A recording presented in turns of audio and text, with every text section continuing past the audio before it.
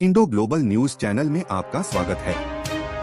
चीन में भारतीय नकली कोविड दवा महामारी। चीन में रिकॉर्ड स्तर पर कोरोना संक्रमण फैल चुका है।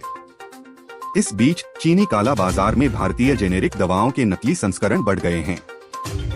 स्वास्थ्य विशेषज्ञों ने कहा कि एंटीवायरल और पैक्सलोविड दवाओं की मांग बढ़ी है। पैक्सलोविड दवा सरकार द्वारा विनियमित है। चीन में 7 दिसंबर को जीरो कोविड पॉलिसी खत्म होने के बाद चीनी ई कॉमर्स प्लेटफॉर्म पर भारतीय निर्मित जेनेरिक दवाओं की बिक्री बढ़ी है। राष्ट्रीय स्वास्थ्य आयोग ने अनुमान लगाया है कि नीति के अंत के बाद से 8 दिसंबर से चीन में 250 मिलियन कोविड पॉजिटिव मामलों का पता चला है। ऐसे में ज्यादातर संक्रमितों में हल्के लक्षण हैं। टीकाकृत वरिष्ठ नागरिकों की मृत्यु हो गई है। इससे कोविड दवाओं के साथ साथ भारतीय जेनेरिक दवाओं की मांग बढ़ गई है। विशेषज्ञों ने कहा कि जेनेरिक दवाओं के नकली संस्करण भी बाजार में आ गए हैं। कोविड-19 संक्रमणों की भारी लहर के बीच चीनी प्रयोगशालाएं सार्वजनिक स्वास्थ्य के लिए एक नए संभावित खतरे की चेतावनी दे रही हैं। चीनी आउटलेट सिक्सथटोन की रिपोर्ट है कि नकली एंटीवायरल दवाओं का व्यापार बढ़ रहा है।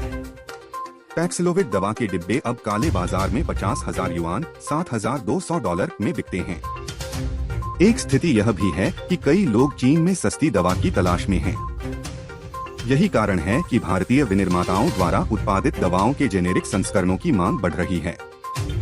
हालांकि प्रयोगशाला विश्लेषण से संकेत मिलता है कि चीन में चल रही भारतीय दवाओं का एक बड़ा हिस्सा नकली था, रिपोर्ट में कहा गया है।